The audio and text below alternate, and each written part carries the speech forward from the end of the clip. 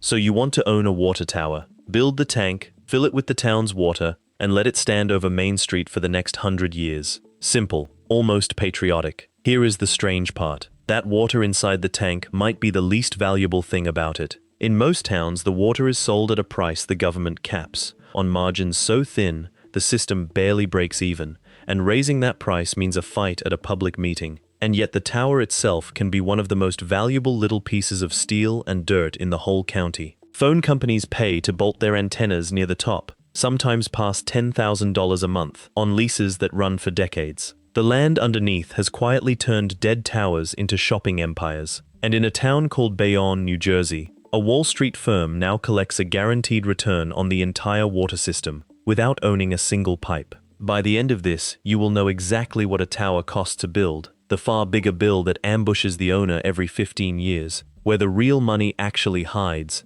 and how somebody can own your town's water without ever touching a drop of it. The buy-in. Start with the thing itself, because almost nobody knows what one of these actually costs. A full-sized municipal water tower, the kind that holds a town's name in giant letters, runs anywhere from $300,000 on the small end to $8 million or more for a big elevated tank. You are not paying for the water, you are paying for hundreds of tons of welded steel, standing on a reinforced foundation driven deep into the ground, assembled by cranes, by welders, and by engineers who do nothing else. There are only a few basic shapes: the tall single leg on a fat pedestal, the classic golf ball on a set of legs, the smooth teardrop. Each one is a pressure vessel first and a landmark second, and you do not put one up in a weekend. It takes cranes, specialized welders, a foundation of piles driven deep into the earth, and engineers who build nothing but tanks. This is heavy industry, standing on a residential street. Now here is the catch that trips up the daydream. You cannot really buy a water tower by itself. A tower is one organ inside a much bigger animal. It comes attached to pumps, to buried mains,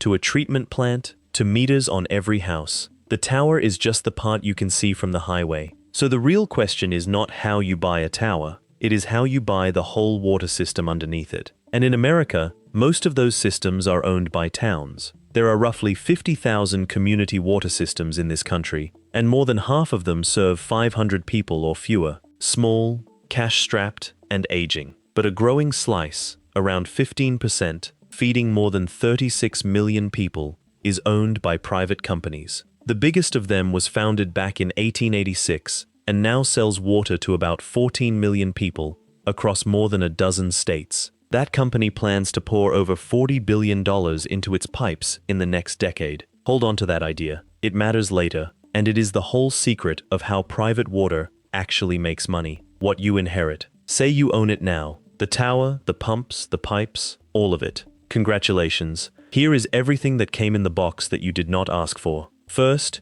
you inherit a machine that never turns off. As one utilities director put it plainly, a water tower is in service 24 hours a day. It has to be full and pressurized every single second, because the whole point of lifting water into the sky is that gravity gives you pressure for free, for the morning rush, for a fire at 3 in the morning, for the day the power goes out. Second, you inherit an inspection schedule. Every year or two, somebody has to check the inside of that tank. For decades, the way they did it was almost comical. A worker climbed in with an inflatable boat and floated on the water inside, drifting downward as the tank drained, looking for rust and cracks by flashlight. Third, you inherit the coating. That paint is not decoration. It is the only thing standing between the steel and rust, and it is about to become the most expensive habit you own. And fourth, you inherit the water rules. Testing, treatment, the constant march of new health regulations and new chemical limits. The biggest water company in the country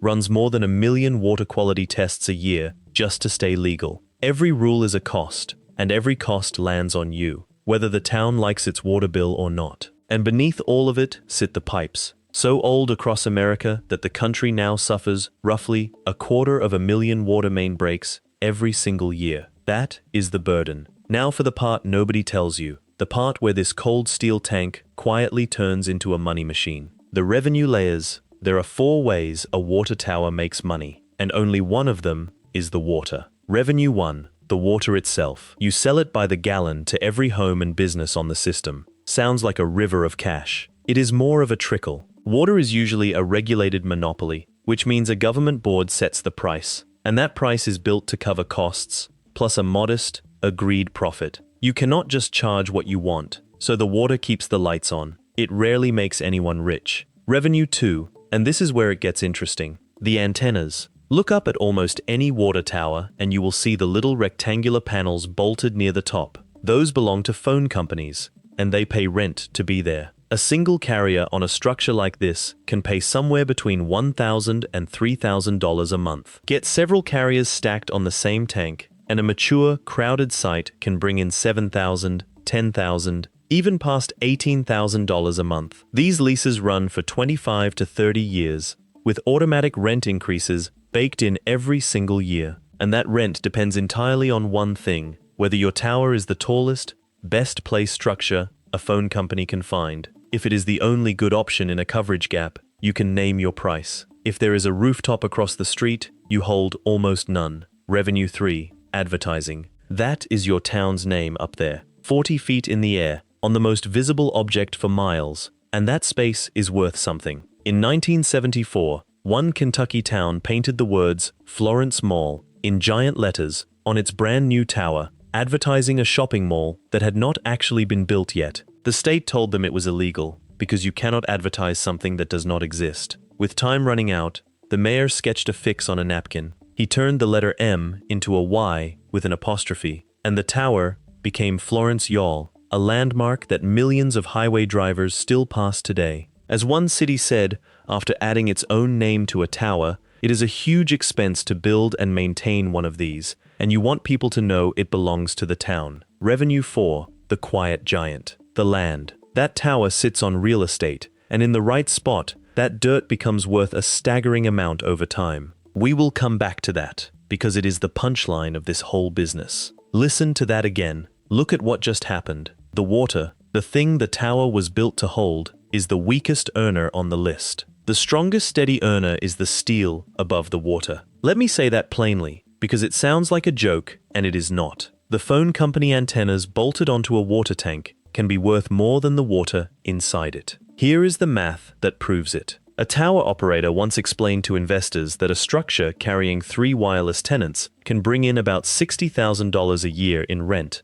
against roughly $14,000 in expenses. That leaves $46,000 of pure profit, a margin of about 77%. 77%. On a business that sells water for a regulated pittance, the roof space runs at the kind of margin software companies dream about. Your town spent millions to build a tank to hold water. Real cash comes from renting the air near the top of it to your phone signal. The ledger, the other. Now the other side. Here is what it actually costs to keep this thing standing. And one of these numbers is a monster. Start with the small stuff. Electricity, because pumping water up into the sky against gravity takes real power. Treatment chemicals. Testing. Constant testing. Insurance on a giant elevated structure. Property tax, if you are a private owner. Routine repair on valves and pipes that are often older than the people fixing them. Then comes the monster, the paint. Every 15 to 20 years, that tower has to be completely recoated, inside and out, or the steel begins to die. And this is not a couple of guys with rollers. To do it right, you sandblast the old coating down to bare metal, you wrap the entire tower in a shroud to catch the debris, and if the old paint contains lead, and on older towers it usually does, you now have a hazardous material job with strict containment rules. That tank goes out of service for a month or more. A single paint job on a normal municipal tower commonly runs from $50,000 up past $300,000, and it can be far worse. One Ohio city budgeted about $1 million to repaint 2 of its towers. When the real bids came in, the number was $2.8 million. As their utilities director said, dryly, it is a typical cost involved with owning a water tower. And that was only 2 towers. One Iowa city keeps 8 elevated tanks on a painting rotation, servicing them every 15 to 20 years, and doing just 2 of them recently ran about $1.5 million together. That is the line that separates people who romanticize water towers from people who own them. The trap. Here is the trap almost nobody sees coming, and it is baked right into that paint bill. A water tower is a cost you can ignore for years. It just stands there, doing its job, asking for nothing. So budgets get tight, and the painting gets pushed. One more year, then another. The tank still looks fine from the road, but underneath the peeling coating, the steel is rusting, quietly, from the outside in, and often from the inside out. And rust does not send a warning. By the time a tower fails an inspection, you are not looking at a paint bill anymore. You are looking at major structural repair, or worse, a full replacement, which drops you right back to that $300,000 to $8 million range, all at once, on a tank you already owned. The tower that asked for nothing for 20 years suddenly demands everything in 1 year. That is the trap. It is the cheapest thing in the budget until the day it becomes the single most expensive one. It is why so many small systems quietly rot. The money to maintain them competes every year with roads, with schools, with police. And a tank that is not leaking yet always loses that fight, right up until it does. And a small town with 3 towers, all painted the same decade, all going bad at the same time, can find itself staring at a bill it has no way to pay. The man who built the first one. To understand why these things exist at all, go back to Chicago, to the 1860s. That city was booming, and its water was a disaster. The near shore of Lake Michigan was filthy with river runoff, and the pumps that pulled water to the city sent it through the mains in violent surges, banging the pipes, wrecking the pressure. The chief engineer, a man named Ellis Chesbrough, had already done something wild to get clean water. He ran a tunnel nearly 2 miles out under the lake to a crib in cleaner water, but the surging pumps were still a problem. So in 1869, they added a standpipe, a tall vertical column of water, 138 feet high, whose whole job was to absorb the pump surges and hold the pressure steady. And an architect named William Boyington wrapped that plain iron pipe in something absurd and wonderful. A castle, yellow limestone, turrets, the look of a medieval fortress dropped onto a city street. That is the Chicago Water Tower. 2 years later, in 1871, the Great Chicago Fire burned the entire district to the ground. And when the smoke cleared, the little stone water tower was the only public building in the burn zone left standing. Legend credits one immigrant fireman who wrapped the building in soaked wool blankets and old canvas sails and kept them wet as the fire roared past. It became a symbol of the whole city's survival. But here is the part that matters for you, the owner. That tower stopped holding water more than a century ago. Its pipe is dry, and yet today, it sits at the center of the Magnificent Mile, one of the most expensive shopping streets in America, with a luxury tower named after it next door. The water was never the point. The real estate was. That is the entire lesson of this business, standing on a corner in Chicago for over 150 years. The biggest failure. 7. Now the cautionary tale, and it is not about a tower falling down. It is about who really owns the water. Go to Bayonne, New Jersey. By 2012, the city's water system was a mess. Pipes that had not been seriously touched since the 1880s. A pile of debt the city could not refinance. Rates that had already jumped a shocking amount over the previous decade under public ownership. The city was cornered. So Bayonne did what a lot of struggling towns are now doing. It made a deal. A giant Wall Street private equity firm called KKR and a big water company, then known as United Water, together put up $150 million in cash, up front. The firm covered 90% of it. In exchange, they got a 40-year contract to run the whole water system. Bayonne used that cash to wipe out its debt. The company that took over said it found a rusted, leaking system that was already about to fail. Real money went in. New smart meters saved more than 100,000 gallons of water a day. Sewer backups dropped by more than 80%. On paper, the town still owned its water. Everybody smiled. Then the bills came. The deal was built on something called a revenue path, a formula that guaranteed the investors a return of about 11% every year for 40 years. When water sales came in lower than projected, the contract required rate hikes to make up the difference. Residents were promised flat rates. Instead, they got guaranteed annual increases, and by a few years in, water bills had climbed around 50%. And here is the number that tells you who this business is really for. In 2017, just 5 years into a 40-year deal, the private equity firm sold its stake to another investment company. Its return on that flip was about 2.8 times its money, an internal rate of return around 36% in 5 years. Now be fair about this, because it cuts both ways. That town could not fix its own pipes on its own. Water did get cleaner, and leaks did get fixed, And private water companies often run tighter, more compliant systems than broke little towns can. Water bills have been climbing across the whole country anyway, public or private, as generations of neglected pipe finally come due. But the lesson is impossible to miss. Bayonne still owns its water tower and its pipes. A Wall Street firm owned the cash flow, and the town's residents spent the next decades paying a guaranteed profit to investors who had already moved on. How the survivors do it. So how do the smart owners actually win this game? Whether you are a town or a company, it comes down to a few moves. Move 1. Rent the steel. The owners who thrive treat that tank as a billboard and a cell tower, not just a bucket. They stack carriers on top, they negotiate the yearly rent increases hard, and on the public side they make sure the town shares in the money when a new carrier climbs aboard. That antenna income can quietly cover a big chunk of the tower's entire upkeep. Move 2. Fund the paint before it is due. The disciplined owners treat that 15-year paint job like a mortgage, not a surprise. One small city, seeing the bill coming, deliberately raised its water rates years in advance just to build a savings fund, for the specific purpose of painting its towers. Boring. Also the difference between solvency and a crisis. Move 3, and this is the private company's real trick. Invest in the pipes on purpose. Remember that big company pouring $40 billion into infrastructure. On a regulated system, the profit is a set percentage of the money you invest in the network. So the more capital you sink into pipes and tanks and treatment, the bigger the guaranteed dollar return you are allowed to earn. Infrastructure is not a cost to them. It is the rate base.